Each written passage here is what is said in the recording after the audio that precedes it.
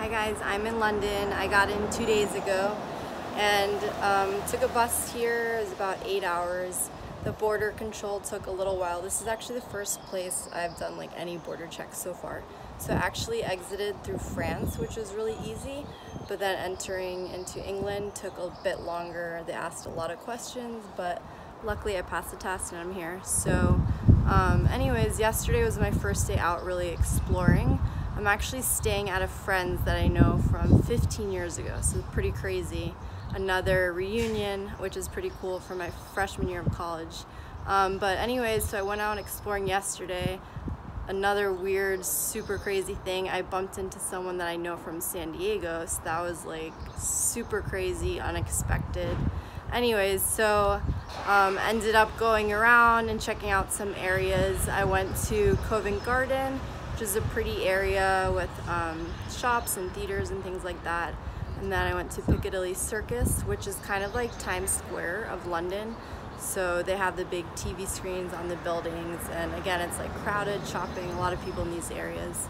And walked around Chinatown a bit and also Soho. So checked out those areas and then went back because my other friend that I know from 15 years ago, we were all studying together at the same college. So anyways, she came over for dinner later and we all hung out, so that was cool catching up after so long. And then today I've been out exploring a lot more. I started off by going to like where Big Ben is, which you can't even see because it's entirely covered in scaffolding. So anyways, I went there and went to Westminster, checked out Buckingham Palace, walked around Hyde Park a bit, and also went to Harrod's, which is this really big, nice, fancy department store. I forget who owns it, but I want to say it's like in the royal family or someone very important actually owns the store. So that was really nice to check out. And then let's see where else I went. I went to see the Princess Diana. There's like a memorial in Kensington Palace around there, so check that out as well.